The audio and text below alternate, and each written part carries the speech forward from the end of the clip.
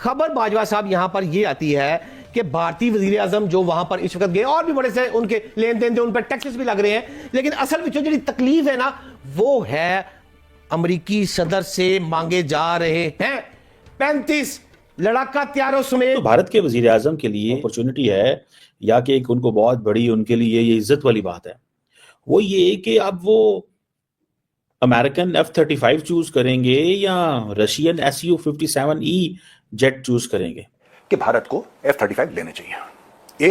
It is an excellent fighter, हाँ मुश्किल होगी लेकिन फिर भी हमें लेना चाहिए, और हमें Su-57 भी लेने चाहिए। उससे क्या होगा कि अचानक जो हमारी 5th जनरेशन कैपेबिलिटी है वो अचानक बढ़ जाएगी, क्योंकि आपको 2 सोर्सेज से मिल रहा है।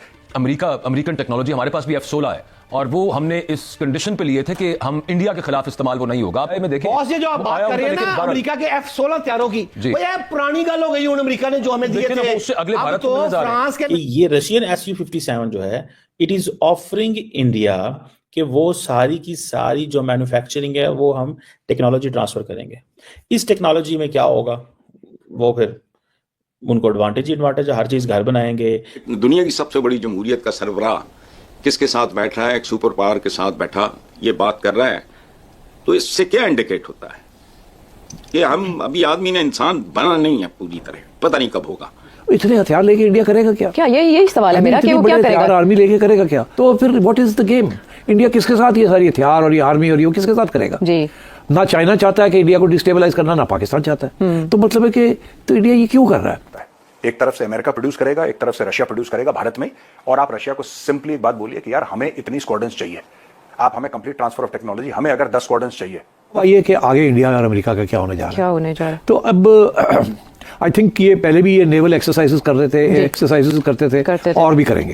ये इंडिया ने जो किया रशिया के साथ, वो इंडिया ने ट्रांसफर ऑफ टेक्नोलॉजी भी कर लिया कि जी हम खरीदेंगे आपसे, मगर खुद उसके बाद आहिस्ता आहिस्ता खुद बनाने शुरू करेंगे और आप हमारी हेल्प करेंगे। अच्छा। हमने अमेरिका के साथ ये नहीं किया, हमने कहा जी भेजी जाओ, असली बनाना तुसी भेजी जाओ।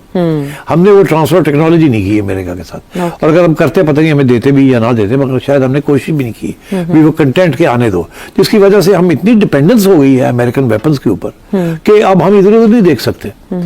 So that is why America was so important to Pakistan, right? And that is why America की military और military industry जो है is so close to the Pakistani army and national security status in Pakistan. अब आइए कि आगे India और America का क्या होने जा रहा है। तो अब आई थिंक ये पहले भी ये नेवल एक्सरसाइजेस कर रहे थे, एक्सरसाइजेस करते थे और भी करेंगे, और भी हथियार अब तो बड़े पैमाने पे कहा गया कि करेंगे। तो आपके इतने हथियार लेके इंडिया करेगा क्या? क्या यही सवाल है मेरा कि वो क्या करेगा? आर्मी लेके करेगा क्या? फिर what is the game? India किसके साथ ये सारी हथियार और ये आर्मी और ये किसके साथ करेगा? जी, ना चाइना चाहता है कि इंडिया को डिस्टेबलाइज करना, ना पाकिस्तान चाहता है। तो मतलब है कि तो इंडिया ये क्यों कर रहा है? तो ये मेरा ख्याल है ये गलत किस्म की पॉलिसीज हैं, मगर वो बीजेपी के एक है ना कि जी एक nationalism, we are a great power, और ग्रेट पावर के पास मिलिट्री स्ट्रेंथ होती है। तो देखिए यूरोप के मिलिट्री स्ट्रेंथ जब उन्होंने देखा था सेकेंड वर्ल्ड वॉर के बाद कि अब हमें अपनी मईशत के ऊपर, अवाम के ऊपर पैसे खर्च करने हैं, तो उन्होंने अमेरिका के ऊपर बोझ डाल दिया नेटो शेटो का। ठीक है, वो अब 70 साल हो गए और अब आप देखिए सर्कल फुल्स आ गया है। अब क्या करेंगे? मैं आता हूँ, बिल्कुल वो हम क्योंकि वो कह रहा है अपने पैसे वसूली करना हो। तो अब इसी तरीके के साथ इंडिया जो है ये क्या कर रहा है? I don't understand it. Pakistan के साथ तो अब पाकिस्तान तो अब आर्म्स रेस में भी नहीं है, because we now know we can't catch up with India in an arms race. तो हमने तो इसीलिए न्यूक्लियर डिटरेंस रखा हुआ है और मिनिमल किस्म की हमारी स्पेंडिंग है जिसके साथ, और ज्यादा चाइना के साथ। अमेरिका से तो हमें स्पेयर पार्ट्स नहीं देता अमेरिका, हम तो कैनिबलाइज कर रहे हैं, बड़ी मुश्किल से हमें कुछ चीजें मिलती हैं इधर उधर से। तो आई थिंक नरेंद्र मोदी जो है वो ही wants to make India a great military power. मगर मैं समझता हूँ ये रीजन के अंदर ग्रेट मिलिट्री पावर की स्कोप नहीं है। It doesn't matter. China has no intention of invading India या इंडिया को ओवरवेलम करने का, बिल्कुल नहीं। चाइना का एम ही कुछ और है। ठीक है, तो इंडिया पर ये क्यों कर रहा है? क्यों कर रहा है? क्या टारगेट्स है ये? बिल्कुल ये वही सिविलाइजेशनल अप्रोच है कि अब न्यूक्लियर वेपन्स भी हमारे पास इतने होने चाहिए, हमारी आर्मी भी इतनी बड़ी होनी चाहिए, हमारे पास ये भी हथियार होने चाहिए, वो भी होने चाहिए। At the end of the day who are you defending India against?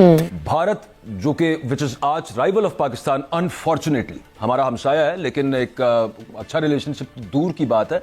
Under Modi regime Pakistan के साथ एक इंतहाई हॉस्टाइल रिलेशनशिप है भारत का।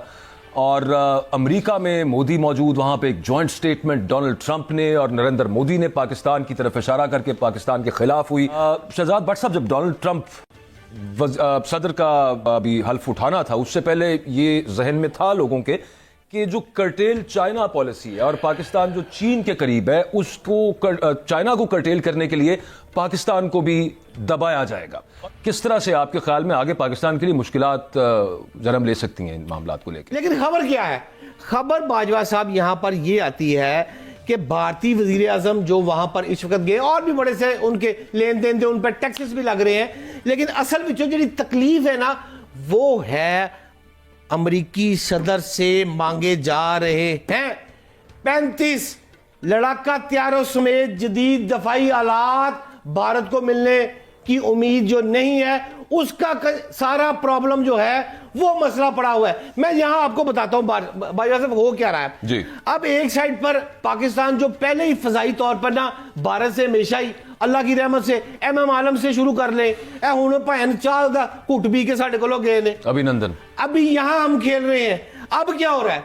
अब खबर बाजवा साहब ये है 5th जनरेशन के लड़ाका हथियारे जो है वो लड़ाके चाइना से चीन हमें दे रहा है, और उसके बाद भारत और पाकिस्तान का जो मुकाबला है वो पाकिस्तान यहां अल्लाह की रहमत से और भारत यहां आ जाएगा। क्यों आएगा? उसका जवाब ये है कि 35 हथियारों का जो पहला स्क्वाड है वो 40 हथियारों पर मुश्तमिल है। ये पाकिस्तान में लैंड करने वाला है, और यहां पर दर्जनों अफराद ऐसे हैं जो इस वक्त चाइना में हमारी ट्रेनिंग दे रहे हैं। और ये त्यारा बाजवा साहब, ये जब ऊपर जाता है ये भारत के रडार में नहीं आना। शहजाद भट्ट साहब, मामला ये है कि अमेरिकन टेक्नोलॉजी हमारे पास भी F-16 है, और वो हमने इस कंडीशन पे लिए थे कि हम इंडिया के खिलाफ इस्तेमाल वो नहीं होगा। बट बात ये है कि F-16 की तरफ उन्होंने क्यों इतना उतिल मिलाए थे, उसकी वजह ये है कि वो एक सुपीरियर टेक्नोलॉजी है, इसमें कोई शक नहीं है। अमेरिका टेक्नोलॉजिकली, पॉलिटिकली और फिर उसके अलावा इकोनॉमिकली वो एक सुपर पावर है। टेक्नोलॉजिकली मैं जाती तौर पे समझता हूं कि चीन का अमेरिका से अभी मुकाबला करना दूर की बात है। एआई में देखें, बॉस ये जो आप बात कर रहे हैं ना अमेरिका के F-16 हथियारों की, वो ये पुरानी गल हो गई। अमेरिका ने जो हमें दिए थे, उससे अगले भारत को मिलने जा रहे हैं।